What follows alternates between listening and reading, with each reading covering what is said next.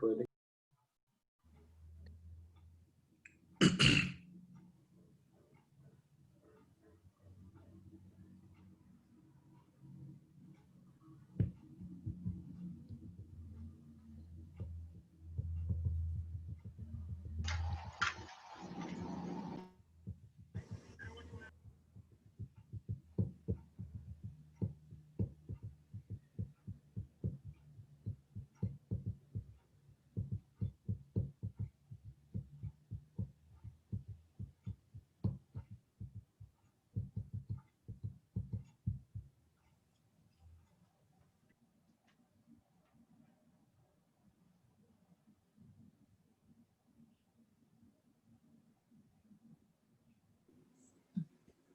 Vale, porque ahorita vamos a tener oye, por si lo que.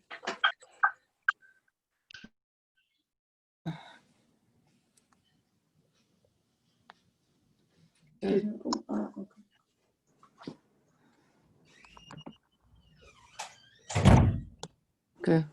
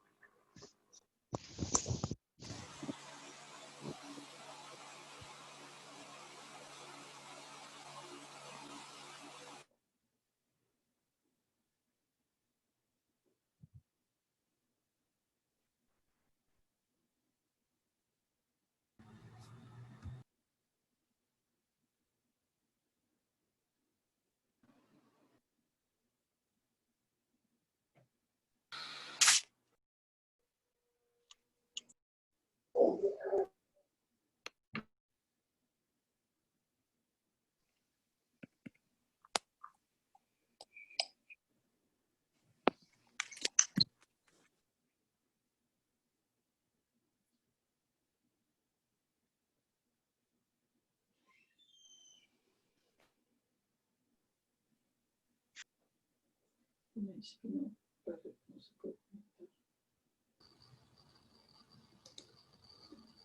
¿Cómo no? Si está conectado.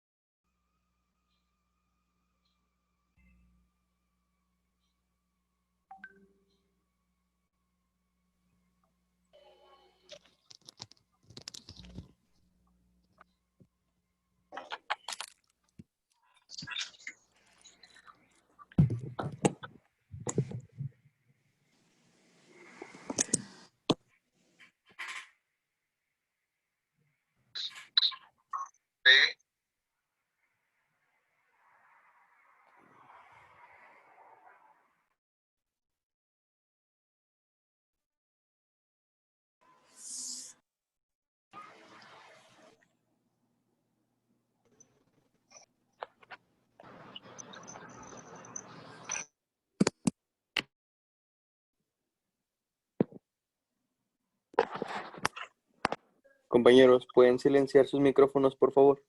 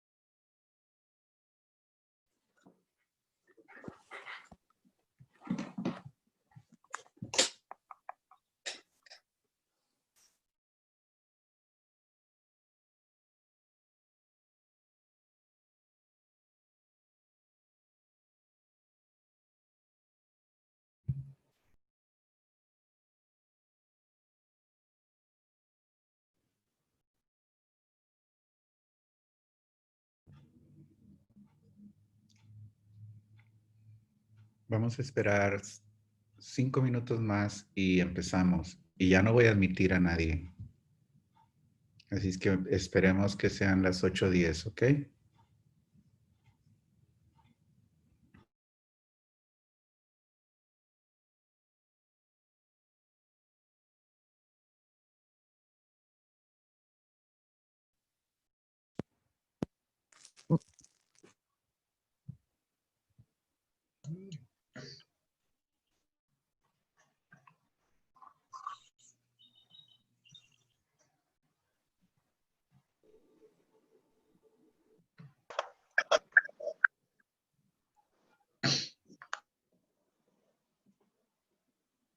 Me recibió bien, todos los demás estaban de quién es este puto. No,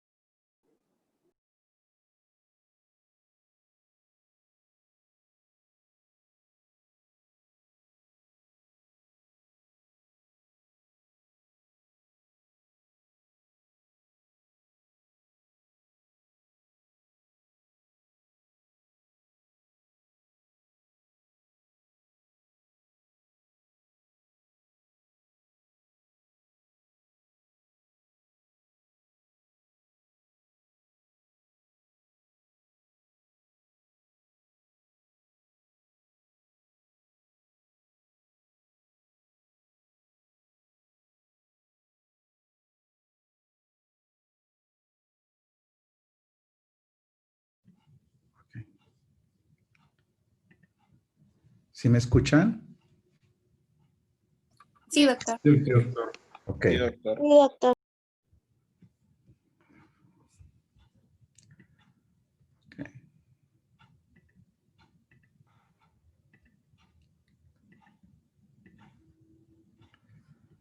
Ok, ya. Empecemos porque si no es una situación. Muy bien. Una de las cosas, ya no voy a admitir a gente porque estoy aquí en todo esto. Este tema de sangrado de tubo digestivo, prácticamente antes no se tocaba en el tema. Y no se tocaba debido a que era parte de las úlceras y era parte de otros temas, pero no específicamente cómo se manejaba. Y una de las cosas que sepan es que, y ahorita vamos a ver algunos datos, es que sepan que en el hospital prácticamente todos los días llegan al menos 2 pacientes con sangrado de tubo digestivo, casi en promedio. Está entre 1,5 y 2 pacientes diarios. Entonces, ustedes deben de conocer los datos, las bases, las patologías que vemos en el hospital con sangrado y cómo se debe de manejar estos pacientes, cuáles son los puntos importantes actualmente que han cambiado bastante acerca del manejo de los pacientes, sobre todo los pacientes que utilizan anticoagulantes. Entonces, por ejemplo, en este video, vayan a ver, es una mujer de 86 años que está usando Xarelto. El Xarelto es uno de los nuevos anticoagulantes orales. La paciente tiene fibrilación auricular y antecedentes de un accidente cerebrovascular. Los pacientes con fibrilación auricular son pacientes que con frecuencia hacen émbolos en la aurícula que se van hacia el cerebro y les causan hemiplejías o les causan accidentes cerebrovasculares. Entonces, ustedes ven esto, y esta es una úlcera que está en el duodeno, donde está prácticamente la arteria gastrodenal rota por la úlcera, y lo que pueden ver es un sangrado muy, muy, muy profuso.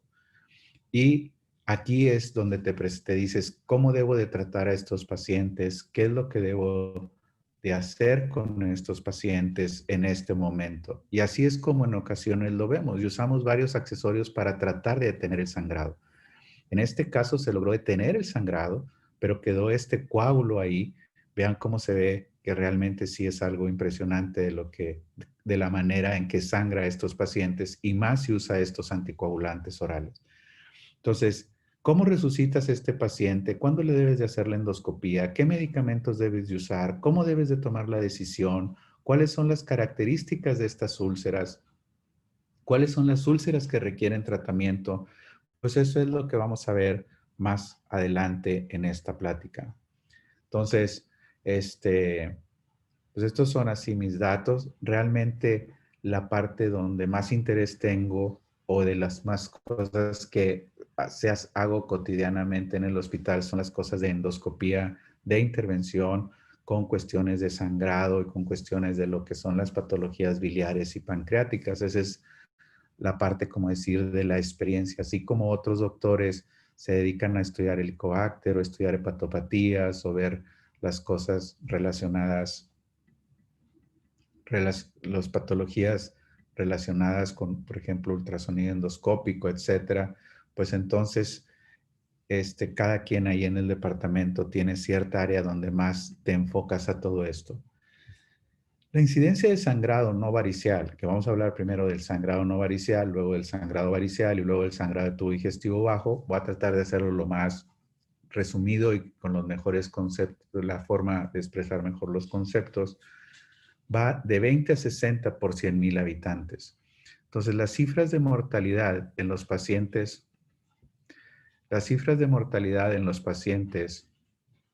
con sangrado va desde un 5 a 33%.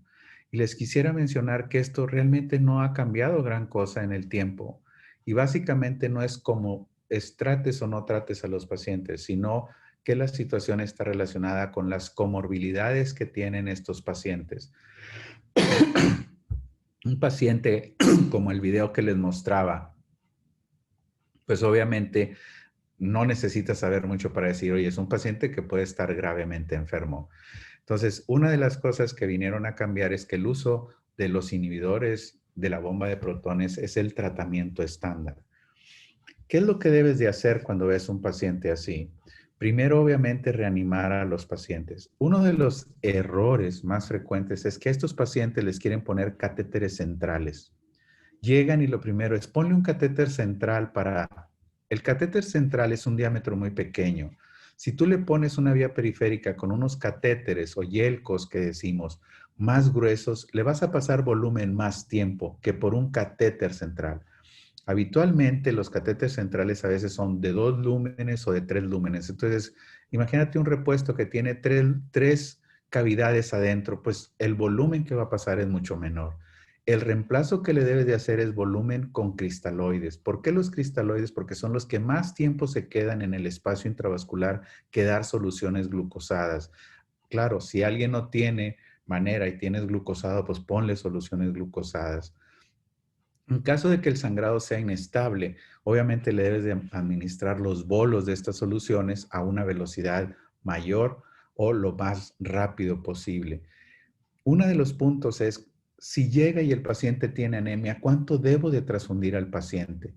Anteriormente, la situación de las transfusiones estaban en que los transfundieras y que la situación de todo esto fuera de que dijeras, bueno, vamos a transfundirlo porque si tiene 12 o 14 gramos de hemoglobina, que fuera lo normal, pues pásale lo suficiente sangre. Pero ya se demostró, y lo vamos a ver más adelante, que estos pacientes, si los transfundes al libitum o los transfundes libremente, tienen más complicaciones. Debes de corregir la coagulación lo mejor posible. Pero hay un punto muy importante. Si un paciente tiene fibrilación auricular, como esta paciente, aunque esté sangrando demasiado, pues interrumpes la anticoagulación, claro que sí, pero no la interrumpas por demasiado tiempo y si es posible, dale otro tipo de medicamento que tenga que ver como antiagregante plaquetario en ocasiones o que tenga que ver como una profilaxis antitrombótica lo mejor posible. ¿Por qué? Porque el riesgo de problemas cardiovasculares y mortalidad es mayor cuando lo suspendes que cuando les dejas cierta protección a los pacientes o cuando les dejas anticoagulantes, depende del caso. El INR, que es el índice que te indica el nivel de coagulación del paciente, es menor de 2.5. O sea, a pesar de que el paciente, un INR normal es 1, a pesar de que el paciente tenga, por ejemplo, 2, no le corrijas la coagulación. O sea, alguien puede decir, oye, pásale plasmas, pásale estos productos para corregir la coagulación a los pacientes. No, no, no, espérate. El paciente con 2.5 menos lo puedes llevar a una endoscopía sin mayor problema. O sea, no hay un problema por eso. El iniciar inhibidores de bomba de protones, sí, eso es lo que es recomendado actualmente. Le pasas un bolo, como dice aquí, luego le pasas una infusión, teóricamente por 72 horas. El hecho de que le pongas una sonda nasogástrica al paciente, si el paciente está sangrando, si sabes que está sangrando, pero no está vomitando, probablemente ponerle una sonda sea lo más inútil posible. Si el paciente está vomitando, tiene alteración del estado de la conciencia, le pones una sonda para vaciar el estómago y minimizar el riesgo de broncoaspiraciones. Pero ponerle una sonda a un paciente para hacerle un lavado gástrico, ponerle una sonda a un paciente para saber si tiene sangre, cuando vomitó sangre delante de ti en ese momento, realmente es inútil. Siempre y cuando este concepto aplique si tú vas a hacerle una endoscopía temprano al paciente. Si el paciente no vas a tener una endoscopía temprana porque estás en un lugar alejado, etcétera, probablemente sea bueno ponerle una sonda, hacerle lavados y ver cuál es la magnitud del sangrado y decidir el traslado del paciente a la brevedad posible a un centro que tenga los recursos para tratarlos. Lo que les comentaba, o sea, esta gráfica que ven aquí hace unos años, no muchos, donde este autor Villanueva demostró pacientes que aquellos pacientes que los transfundías de manera libre, al final de cuentas la mortalidad era mayor. Entonces, aquellos pacientes que los transfundías teniendo niveles de 7 o 9 tenían menor mortalidad. Y esto vino a cambiar y a decir, no los transfundas demasiado a los pacientes cuando tengan un sangrado de tubo digestivo, porque el transfundirlos de más no le va a dar beneficio y le aumenta la mortalidad. Entonces, una vez que identificas al paciente, tienes que saber cuál es el estado hemodinámico del paciente y controlarlo lo mejor posible. La endoscopía. El paciente llega a urgencias y lo primero que todo el mundo es, háganle una endoscopía, háganle una endoscopía. Y dice, espérame, tienes que resucitar al paciente, tienes que saber cuáles son las comorbilidades, tienes que tomarle una teletórax, tienes que tomarle al menos un electrocardiograma, saber si el paciente se infartó o no se infartó. En otras palabras, tienes que tener un buen escenario del paciente antes de que lo lleves a una endoscopía, nomás porque vomitó sangre. Y ahorita les voy a presentar unos datos que justifican el qué hacer y cómo hacer una situación de este tipo. Lo que les comentaba ahorita, este es un artículo que publicamos en el departamento hace ya un buen tiempo, pero refleja mucho lo que les decía del número de pacientes que llegan a nuestro hospital con sangrado de tubo digestivo. Ustedes pueden ver es que la mayoría son masculinos, su edad promedio es cerquita a los 60 años, y que el número de comorbilidades prácticamente es 1,5. Y de estas comorbilidades que tiene el paciente, las comorbilidades principalmente es diabetes y enfermedades cardiovasculares. De estos pacientes, 30% usan antiinflamatorios. La mitad o 40% ingieren alcohol. 15% de los pacientes tienen datos de hepatopatía. La manera que se presentan los pacientes es con melena, y 30% de ellos con hematemesis. Entonces, al momento de llegar al hospital, si les dicen que hay un paciente con sangrado de tubo digestivo, ese paciente, 1 de cada 3, va a tener estado de shock o datos sugestivos de estado de shock clínicos o ya cuando le cheque su presión arterial. La hemoglobina promedio es 9 y el número de transfusiones son 3. ¿Cuál es el diagnóstico más frecuente en el sangrado de tubo digestivo en el hospital universitario? Úlcera gástrica seguida de la úlcera duodenal.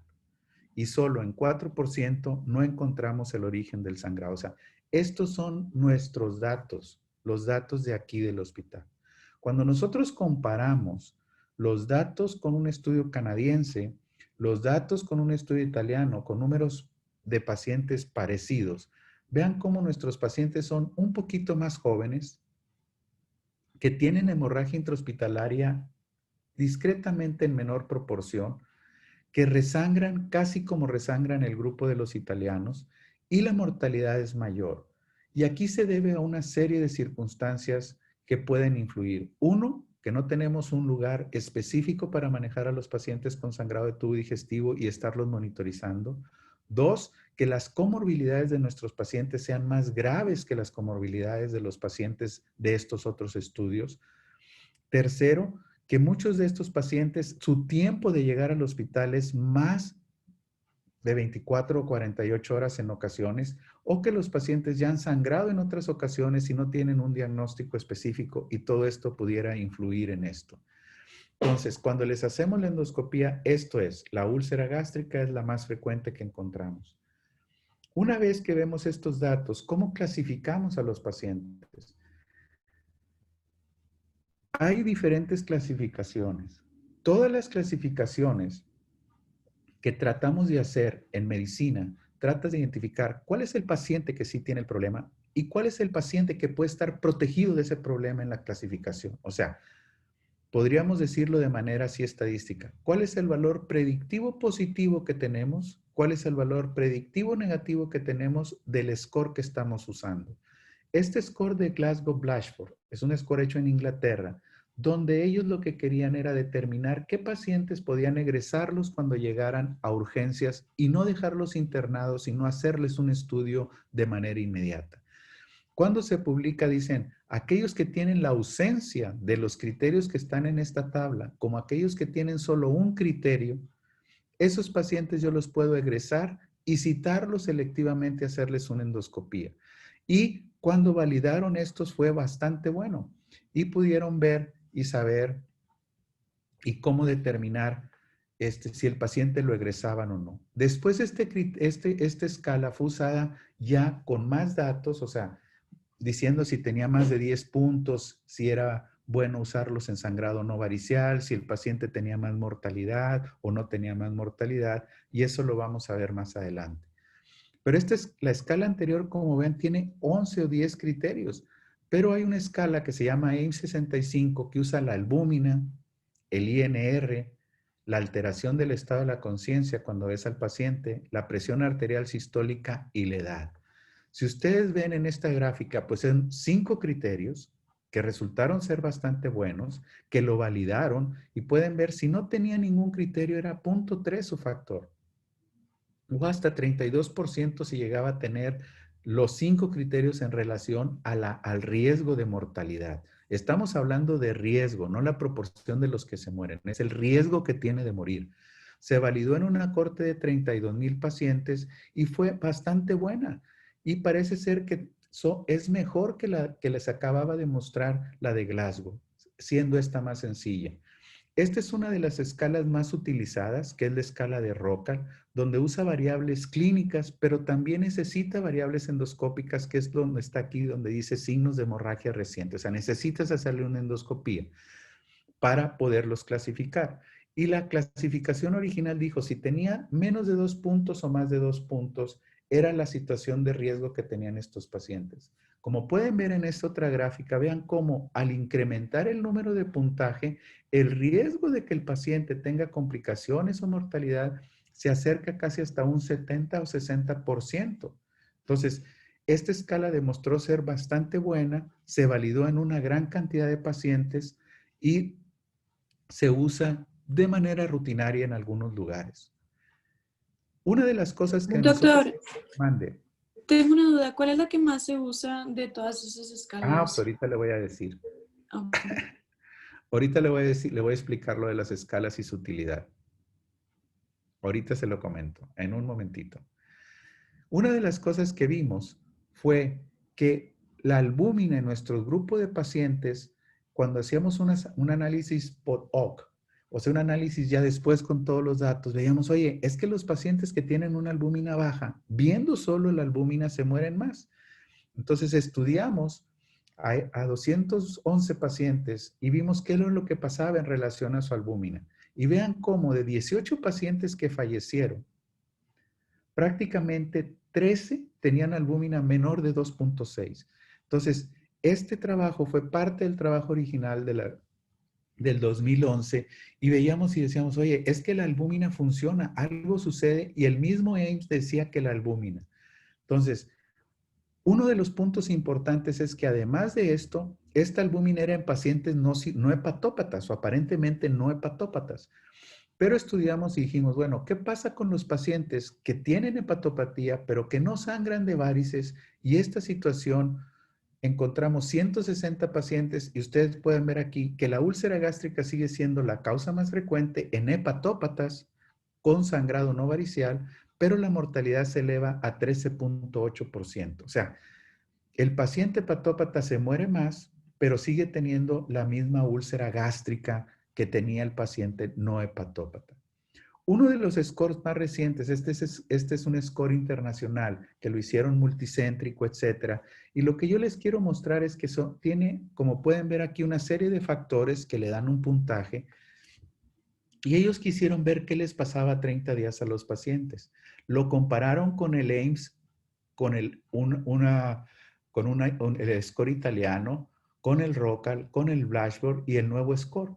Vean ustedes cómo el valor predictivo positivo que tenía para identificar a los pacientes que tenían bajo riesgo era bastante bueno. Pero cuando tú quieres ver cuál es el real valor positivo para los que sí les iba mal a los pacientes, vean los valores. Son valores relativamente bajos, alrededor del 34%. Entonces, este score sí fue y clasificó mejor a los pacientes para determinar qué pacientes tenían menos riesgo de morir que otros scores, así como clasificó un poco mejor aquellos que tenían riesgo de morir. Estas son unas curvas ROC, que son curvas que se utilizan para tratar de buscar cuál es el mejor valor de las variables y determinar un punto de corte y aplicar ese punto de corte en la cohorte que estás estudiando. Y entonces ellos demuestran que parece ser que inclusive la curva de Glasgow y de Blatchford parece tener un mejor valor en esto, pero cuando lo comparan con todos los valores no es muy concordante. En relación a la pregunta que hacía ahorita, que es una buena pregunta y decir, bueno, ¿cuál es el mejor score? En realidad todo el mundo se ha estado peleando por el mejor score. Recientemente, y no les tengo aquí una tabla, hay lo que se llama, por medio de inteligencia artificial y redes neuronales, han tratado de hacer scores, pero esos scores de redes neuronales es como una caja negra donde sale un resultado, pero tú no sabes cuáles fueron las variables. Las metiste a la computadora hace el análisis acerca de una serie de algoritmos, saca un resultado y te dice, oye, este paciente tiene 20%, 30%, pero no te dice cuáles son las variables de todo esto. Entonces, si usted me dice, una de las preguntas más importantes que se hace cuando en los congresos se presentan o hemos presentado algunos trabajos acerca de scores y valores de predicción, ¿qué tanto los usamos cotidianamente? ¿Qué tanto los usa la gente en general? Realmente se usan muy poco. Si usted me dice cuál es el mejor, probablemente yo le dijera que el AIM 65 es un buen score.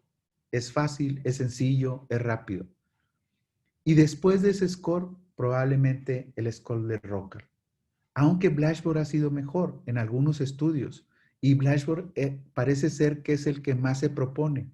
Y ahora este score internacional que dicen que te clasifica mejor, pero sigues teniendo altos valores predictivos negativos, o sea, te dice a quién no le va a pasar nada, pero no te dice a quién sí le va a pasar algo. Y ese es uno de los problemas de muchos scores, no nada más de los scores de sangrado. Entonces, si usted me dice, ¿cuál es el más usado? Probablemente AIM 65 sea el más sencillo, el más práctico, el más fácil de usar. Pero no quiere decir que sea superior a todos los demás. Y clínicamente, en general, no se usan tanto los scores como pasaba. Nosotros sí usamos scores en el departamento, sí lo tienes catalogado a los pacientes para poderlos identificar mejor. Pero si usted ve al paciente clínicamente, como el paciente que yo le presenté en el sangrado así masivo que está teniendo, yo le digo, ¿usted cree que tiene un score bajo o alto? En cualquiera. Pues seguramente muy alto, doctor, porque está sangrando demasiado. Muy bien. No sé si hay alguna otra pregunta en este momento, si se le aclaró su pregunta. Sí, doctor, muchas gracias. Ok. ¿Cuándo le haces una endoscopía? Las endoscopías se hacen en las primeras 24 horas. El hecho, en general, una endoscopía adecuada es la que haces en las primeras 24 horas, pero hay pacientes que tienes que hacer una endoscopía más temprano. Podríamos decir que una endoscopía de emergencia es la que haces en las primeras 12 horas y una endoscopía de urgencia es la que haces en las primeras 12 a 24 horas. ¿Ha habido beneficio porque le hagas una endoscopía antes de las 24 horas? Sí. Esos pacientes tienen menos transfusiones, le detienes el sangrado, ya no. Les detienes el sangrado y esos pacientes puedes determinar dónde los vas a poner, cuál es el riesgo que tienen estos pacientes si haces esa endoscopía. Y parece ser que tienen menos mortalidad en este grupo de pacientes que lo hacen menos de 24 horas. Tratando de ver esto, nosotros hicimos un estudio acerca de qué pasaba con los pacientes si les hacíamos muy tempranamente la endoscopía, casi llegando a urgencias al momento de estabilizarlos, o si le hacíamos una endoscopía tardía, que era al momento que tuviéramos el personal de endoscopía habitual en aquellos pacientes que estuvieran estables.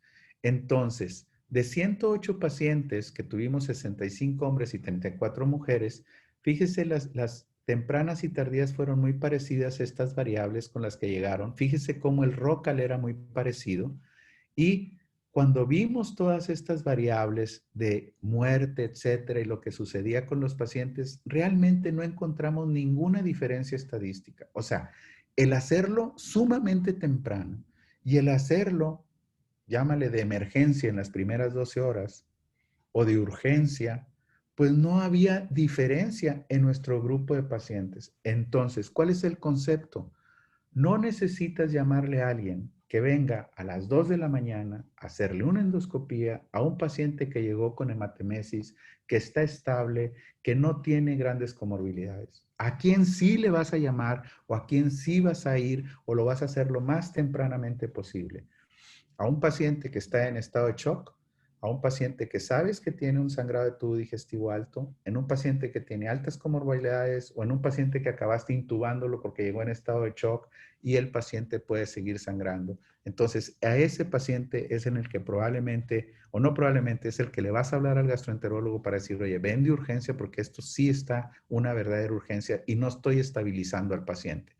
Meter a un paciente inestable, hacerle una endoscopía, debes de tener todo preparado, anestesiólogo, intubación, etcétera, y todos los accesorios necesarios que vamos a ver más adelante. Estos son los diferentes conceptos. Si ustedes pueden ver aquí, muy tempranamente son de 12 horas, tempranamente 24 horas y tardía más de 24 horas. Y esta es una recomendación buena de la Asociación Europea. Entonces, así es como definimos cómo hacer una endoscopía. Si al paciente lo debes o no lo debes de intubar, eso realmente es una situación que sigue siendo controversial en los pacientes. O sea, intubación profiláctica para hacerle una endoscopía al paciente con sangrado de tubo digestivo alto, sigue habiendo controversias. Sabemos que aquellos pacientes que requieran la intubación por estado de shock hemodinámico respiratorio, eso no hay duda, pero hacer una intubación electiva para alguien que está simplemente vomitando sangre, pero tiene buen estado de la conciencia, los estudios que se han hecho, los que los han intubado, les han ido peor que los que no los han intubado. Entonces, hay ahí duda acerca de esto y es un área que puede ser de oportunidad. ¿Qué pasa con el sangrado no varicial en relación a la cuestión, ¿cómo te diré?, de los puntos pronósticos y lo que sucede?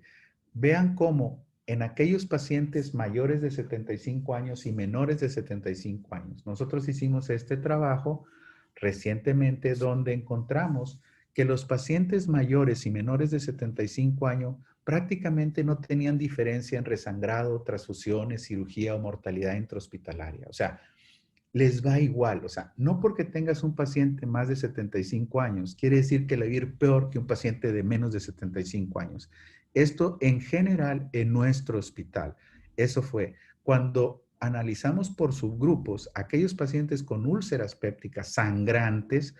Ahí sí encontramos que aquellos pacientes mayores de 75 años sí tenían mayor probabilidad de fallecer, 15% contra 9%.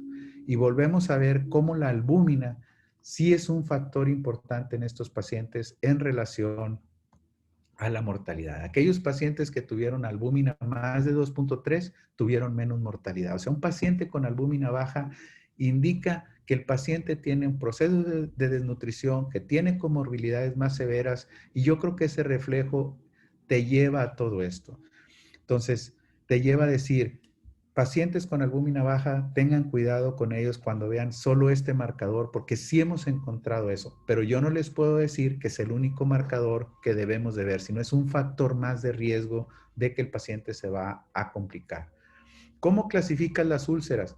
Pues como van a poder ver aquí en este video, vean cómo pues tiene una hernia, tiene una úlcera que se ve con un puntito negro ahí, que realmente pues eso no significa gran cosa. Su riesgo de que esta úlcera o de que esta lesión sangre es muy poquito realmente. Vean cómo en esto, esa cavidad es una hernia hiatal, hay otra úlcera donde está la hernia hiatal, se está revisando lo mejor posible y vean cómo tiene esa prominencia birrifringente. Eso nosotros decimos que ese es un vaso visible. Este paciente debe de ser tratado porque su riesgo de resangrado es mayor y ahorita vamos a ver más adelante. ¿Qué es lo que se hace? Se inyecta adrenalina y se quema con un método térmico o se pone algún clip, alguna grapa para controlar todo esto. Aquí, este es el video que les mostraba donde está el sangrado así abundante. Y este es otro video donde vean cómo usando un capuchón transparente te permite ver y revisar mejor a este paciente. Entonces, si ustedes ven, ese es el píloro, pasamos el píloro y donde está el píloro y entramos a la segunda porción del duodeno, ahí generalmente es un área difícil de ver y con este aditamento podemos separar los pliegues e ir revisando con más cuidado y al momento de que vemos esto, aquí debe aparecer. Vean cómo es un doblez que a veces es un poco difícil y aquí aparece la úlcera. Igual, tiene este vaso birrefringente, es una úlcera duodenal que nosotros decimos con un vaso visible. Y esto es una úlcera que tiene pues una mancha roja que está ahí y esa mancha roja también es otro vaso visible. Entonces, ese tipo de lesiones son las lesiones que pueden sangrar. Aquí vemos otra imagen donde se ve una úlcera con el chorro de sangre, una con el coágulo donde escurre sangre, otra que tiene el vaso, otra que tiene un coágulo adherido, otra que tiene unas manchas negras y otras que tienen unas manchas blancas. Todo esto, un autor, Forrest, que se llama, clasificó las úlceras en relación al riesgo. Este punto nada más es decirles que sepan que hay úlceras que sí se tratan y úlceras que no se tratan. Ese es el concepto. La gran mayoría de las úlceras son úlceras que ya dejaron de sangrar cuando les hacemos la endoscopía y muchas de ellas no requieren un tratamiento endoscópico en ese momento. Pero estas, como pueden ver aquí, que tiene un sangrado activo, pues la probabilidad de que resangre es 60% si tú no le haces absolutamente nada. Y la probabilidad va sangrando. Los que tienen un vaso, como ven estos, pues tiene casi un 40%. Los de que tienen un coágulo adherido es un 20%. Y aquí hay una duda, si alguien de ustedes lee algo por ahí va a encontrar que estos coágulos adheridos, si tú los lavas muy bien, pero no se caen, puedes dejarlos así y darles tratamiento médico con resultados aparentemente semejantes. La gente que hacemos endoscopía, removemos estos coágulos y tratamos de tratar lo que está en la base del coágulo, porque muchos de ellos sí tienen un vaso ahí o empiezan a sangrar cuando los remueves. Pero también es válido no removerlos. Las manchas negras o manchas rojas y los que no tienen manchas, eso no les hacemos nada. En nuestro grupo, 50% tuvieron manchas blancas, no les hicimos nada, pero los que sí les hicimos fueron este grupo que tenían coágulo adherido, vaso visible y sangrado activo. Y de estos recibieron el tratamiento endoscópico, el cual es inyección más otro método. Inyección solo con sustancias, no porque resangran los pacientes. Debes de inyectarlos, más quemarlos o más aplicarles una grapa o un clip. Diferentes equipos de endoscopía existen. Estos son los equipos con que se iniciaron, que eran rígidos, que veías de una lamparita y luego vinieron lo de la fibra óptica que requerías luz, una fuente de luz y una fibra óptica que transmitía la luz para poder verlos y tenías que estar pegado a un lente para verlos. Y ahora existen estos equipos que son equipos de alta resolución, son de diferentes compañías. Esta es una compañía Olympus, esta es una compañía Fuji, esta es una compañía Pentax, esta es una compañía Storz. Y todos ellos tienen equipos de alta definición. Algunos son más populares que otros, pero les quería decir que estas son las más usuales de las compañías. Por si ustedes ven este tipo de equipos, que sepan que son la mayoría actualmente de alta definición y puedes hacer diferentes magnificaciones y usar diferentes colores para caracterizar las lesiones que llamamos cromoscopía virtual. Entonces, ya hablamos de cuáles son las úlceras que se deben de tratar y estas úlceras que se deben de tratar es con inyección y un método térmico y algunos pacientes necesitamos hacerles una segunda endoscopía. Hay una cosa importante que deben de considerar. El concepto es que le hagas una endoscopía, le pongas tratamiento a la úlcera. Si resangra la úlcera, que le hagas un segundo tratamiento endoscópico y no que lo lleves a cirugía. Ese es el concepto. Pero pacientes con úlceras muy grandes, pacientes con datos de comorbilidades como insuficiencia renal, Pacientes que tienen vasos muy grandotes, como ese de la gastrodenal, son pacientes que debemos de pensar en un método radiológico inicialmente, que es embolización, más considerar la cirugía. No quieres llevar a la cirugía a estos pacientes porque la morbimortalidad de la cirugía es muchísimo mayor a que si haces ese tipo de intentos de segunda endoscopía o, en su caso, de embolizaciones por tratamientos radiológicos. O sea, eso es muy importante. Hay aditamentos como esta sonda, que es una sonda Doppler, como un ecodoppler, donde tratas de ver si el vaso existe o no existe una vez que los tratas las úlceras, porque a veces las quemamos y decimos, ya lo tratamos, pero resulta que el vaso sigue permeable, sigue teniendo irrigación. Entonces, los estudios que se han hecho con esto, con este tipo de sondas, han demostrado que si los tratas y ocluyes bien el vaso, la probabilidad de que resangre o que se muera el paciente es menor. Pero cabe decir que no se ha popularizado su uso en la mayoría de los centros.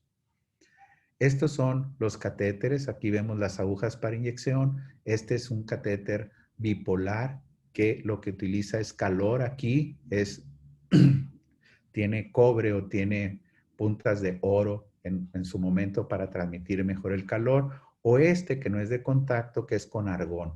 Realmente el argón no lo usamos en las úlceras sangrantes, los usamos en otras lesiones. La mayoría de estos tratamientos son inyección con método térmico, pero también usamos este tipo de clips o este tipo de ligas en lesiones que podemos succionar y ponerle una liga ahí a esa área y detener el sangrado.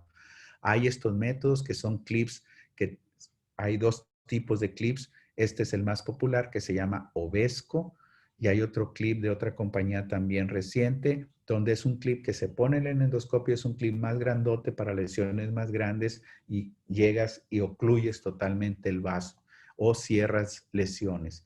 Este método es un método que se llama de hemospray. Hay otro también, otro polvo hemostático comercialmente, donde si ves una lesión sangrante, lo que haces es, este tiene un cartucho aquí, este tiene un polvo, un cartucho, aprietas como si fuera una pistola en un botón que tiene aquí, en este botón que está aquí atrás, y al apretarlo y todo eso, libera este polvo, y este es el polvo hemostático que se ve aquí. Vamos a ver unos videos más.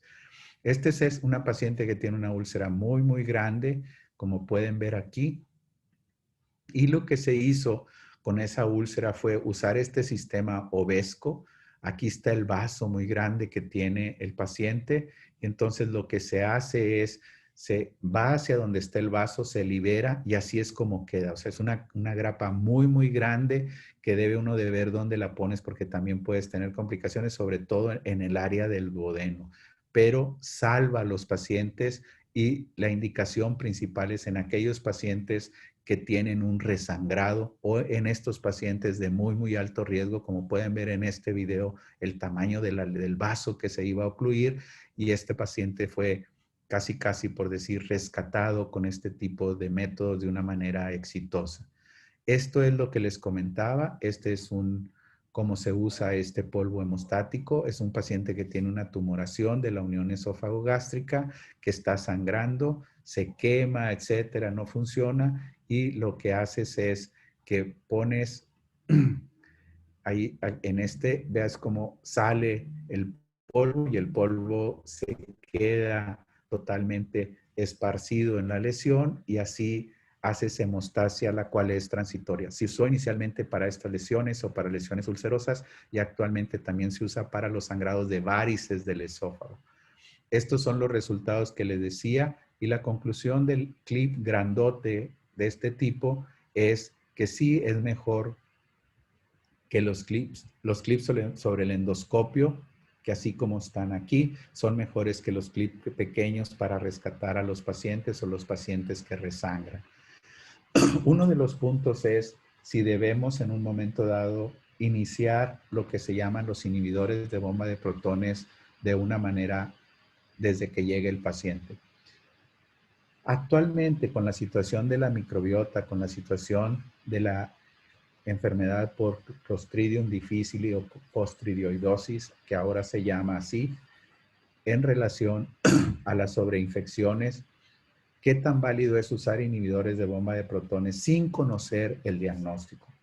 Hay asociaciones que dicen que sí y otras asociaciones que dicen que no. La mayoría de ellos dicen, si tienes un paciente con sangrado de tubo digestivo, ponle inhibidores de bomba desde el ingreso, no va a pasar nada en la mayoría de los pacientes y sí puedes empezar a disminuir la acidez y esa disminución de la acidez puede estabilizar el coágulo, si el que tiene el coágulo el paciente, y ese es uno de los puntos importantes por lo que se recomiendan los inhibidores de bomba desde el inicio. ¿Cuándo no hacer un tratamiento endoscópico? Pues cuando tienes vasos muy grandotes, lo que hacemos, como en este caso, vean, esto de aquí es un clip, pones el clip donde está la úlcera para que guíes a la gente que va a hacer la angiografía y se vaya selectivamente. Vean cómo este es un catéter y luego este es otro microcatéter que se va directamente al pequeño vaso y ahí lo embolizas. Esto funciona bastante bien. Si ustedes pueden ver aquí lo que se hizo, lo que se decidió en este paciente así, se le puso un clip. Posterior a ponerle el clip a este paciente, este que ven aquí es el resultado y vean, estos alambritos son un clip que se puso donde estás embolizando directamente el vaso.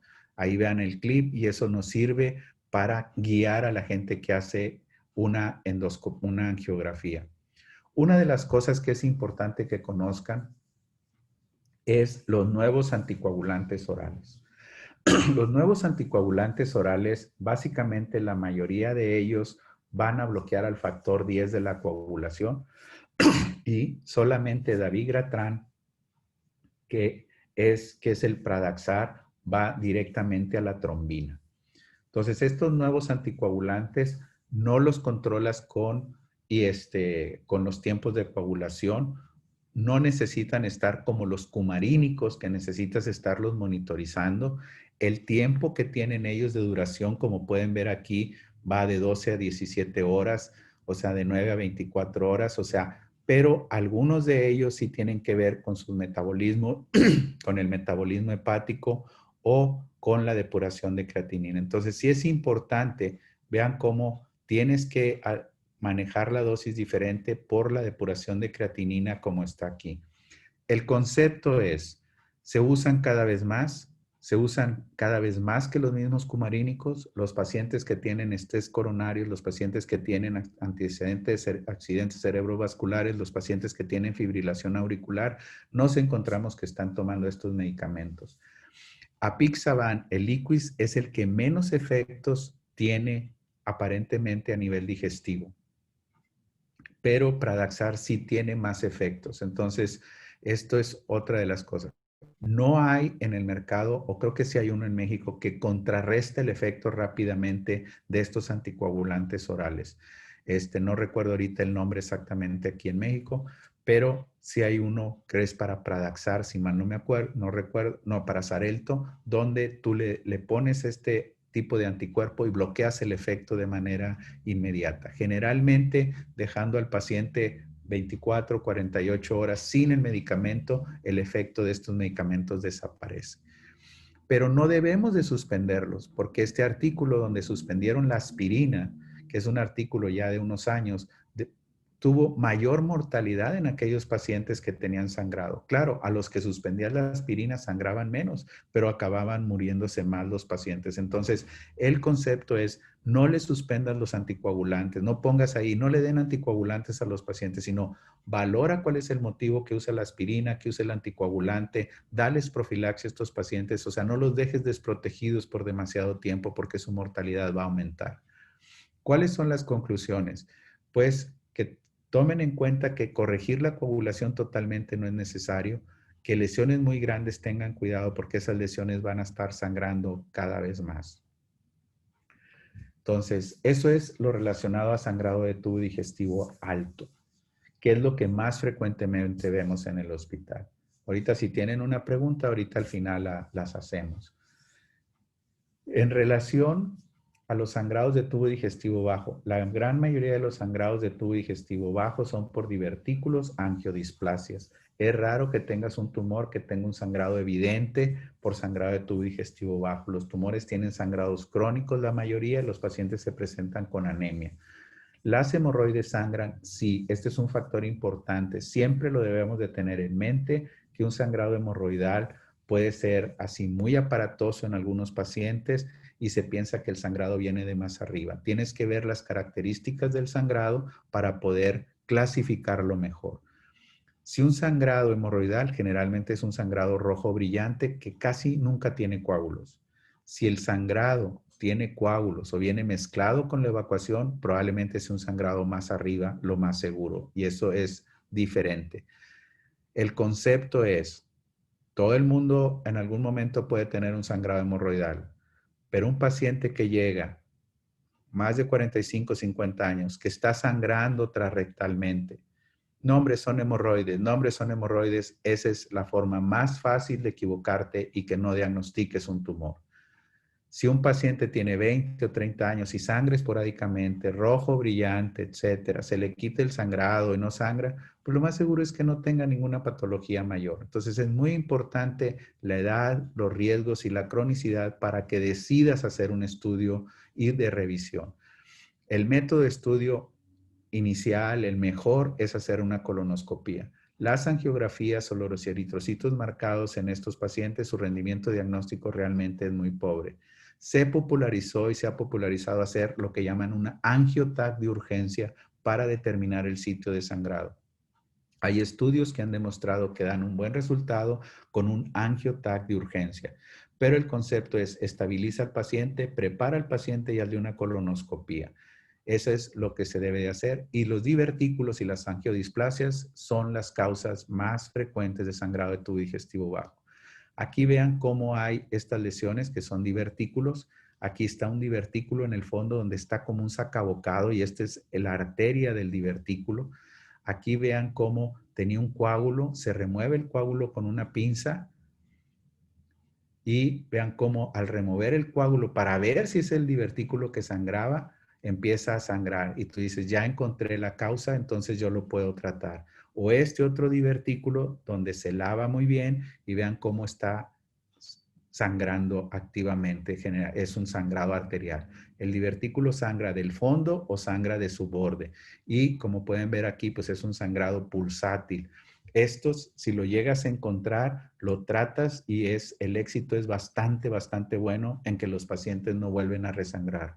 Es difícil verlos porque tienes que tener una buena preparación. Si no tienes una buena preparación, es muy difícil ver un sangrado diverticular. Por eso, paciente que llegue y que ustedes vean que tiene sangrado de tubo digestivo bajo, ese paciente tú debes de pensar que lo debes de primero estabilizar, hacerle una buena preparación colónica y luego hacerle una colonoscopía. Si el paciente está sangrando masivamente, llévalo a una angiografía, probablemente sea lo mejor que en lugar de que lo lleves a una colonoscopía porque no te va a dejar ver absolutamente nada. Otras de las lesiones son este tipo de lesiones. Si ustedes pueden ver aquí, vean la lesión tan pequeñita que es una mancha roja prácticamente insignificante y cómo está sangrando. Esta paciente fue por un chequeo médico relacionado a riesgo de cáncer de colon. Si posteriormente deja de sangrar, en las clases pasadas le decía, si yo les digo, ya que dejó de sangrar ahí, que esa mancha es la causa de la anemia crónica que tiene un paciente, probablemente más de uno de ustedes va a decir, doctor, eso no es cierto. Se la inventó, le talló usted y luego me le tomó la foto. Pero es real eso. O sea, lesiones muy pequeñas de angiodisplasias, por eso son un verdadero dolor de cabeza identificar lesiones de angiodisplasias sangrantes o como origen del sangrado. Las angiodisplasias generalmente son múltiples y hay factores como la estenosis aórtica, síndrome de Leydig que tiene que ver con esto de las angiodisplasias o pacientes que tienen otras valvulopatías que están en riesgo de tener angiodisplasias. Entonces, sí es importante que conozcan este tipo de situación y que es difícil. ¿Cómo se tratan? Pues las inyectamos, como se puede ver aquí, les inyectas, las elevas y posteriormente las quemamos y vean cómo al tocarla sangra, entonces tú las quemas y las desapareces. Y esa es una buena manera de tratar a este tipo de lesiones. El problema es que a veces tiene múltiples lesiones y no sabes realmente a cuál tratar. Si ustedes ven aquí, vemos como a este paciente le quitamos un pólipo y posteriormente sangró. Y entonces el paciente llega, sangra, ya le habíamos puesto, vean el vaso aquí grande, esta es otra causa que puedes encontrar y tiene una arteria que está sangrando y esa arteria la tratamos con las grapas estas que ustedes ven y esta situación ayuda bastante a detener estos sangrados.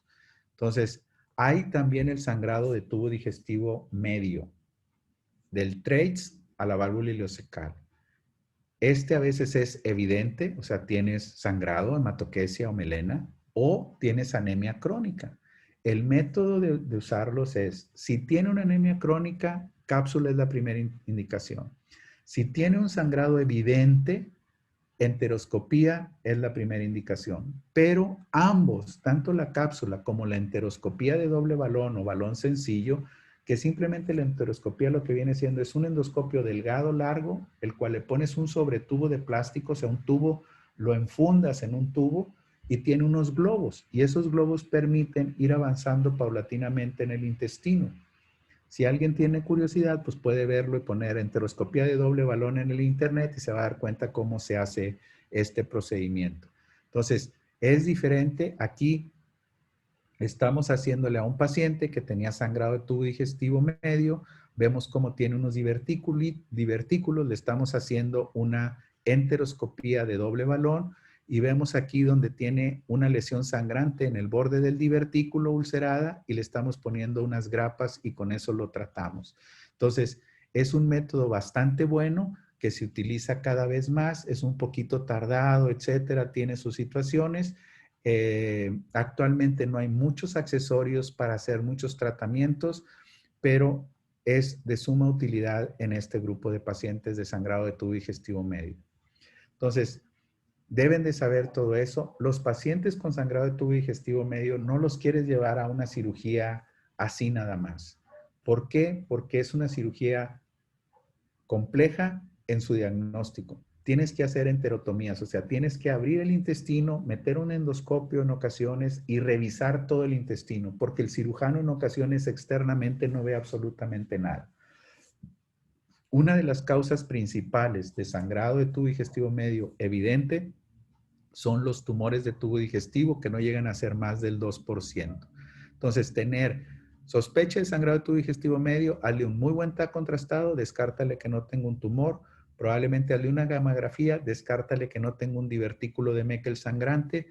Tercero, si no tiene evidencia de sangrado y es por anemia, una cápsula endoscópica es una buena opción. Si está sangrando activamente o de sangrado evidente, hacerle una enteroscopía también es una buena opción, pero recuerden que no son excluyentes un método del otro. ¿Qué sucede con los pacientes que tienen hipertensión portal? Este es un paciente con hipertensión portal, el cual se le quedó aquí atorado vean cómo están en espejo, una pastilla y se ulceró.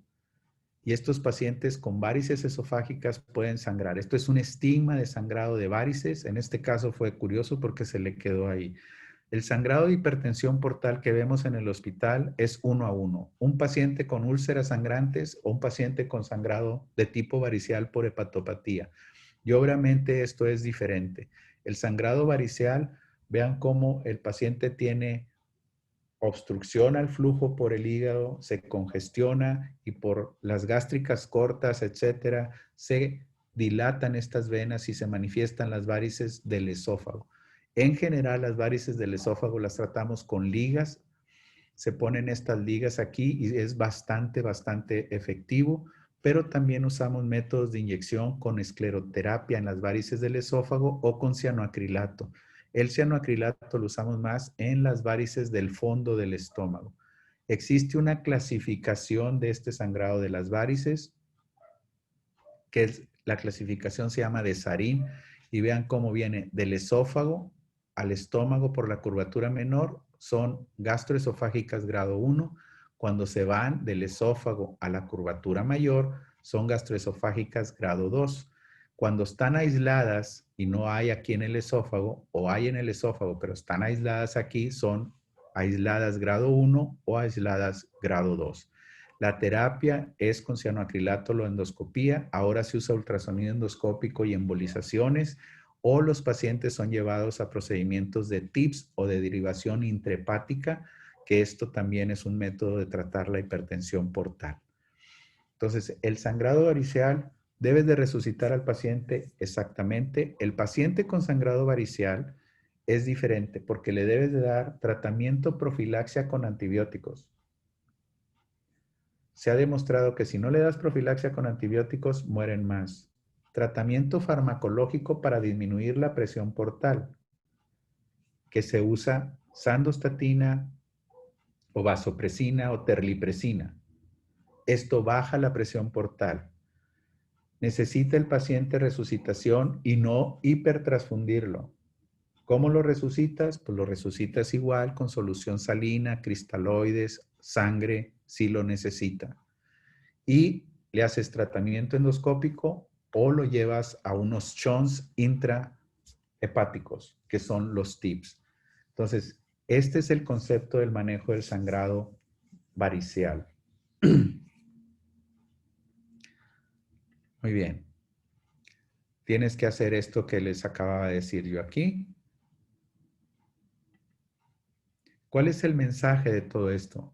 Pues que tienes que resucitar a los pacientes, que tienes que cuidar la vía aérea, que tienes que saber si el paciente lo debes de llevar a una endoscopia muy urgente o no urgente, que debes de tener el material para tratar a los pacientes, que no les debes de quitar los anticoagulantes por quitarle los anticoagulantes o los antiagregantes plaquetarios, y que debes de tener el material necesario para que le hagas un buen tratamiento a los pacientes, como clips, como agujas, etcétera, o el spray ese que les digo y todo eso. Cuando es una situación de alto riesgo, pues estos pacientes debes de estar bastante familiarizado con el grupo que vas a trabajar, el anestesiólogo, la gente que te asista, para que trates mejor a los pacientes. Entonces sí es importante que tengas, como decir, que tenga todo preparado para este grupo de pacientes. Ok. Muy bien. ¿Preguntas?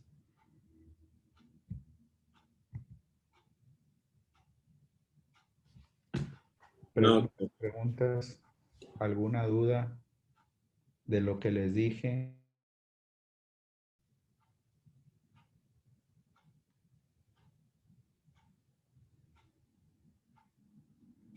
Ninguna, doctor. Bueno. Doctor, Mande. ¿usted sabe si estas clases que se están grabando las van a subir a Teams o algo por el estilo para que podamos volverlas a ver después? Ah, es una buena pregunta. Lo que pasa es que en endocrino nos ponían todas las clases grabadas por Zoom en Teams para que las pudiéramos volver a revisar.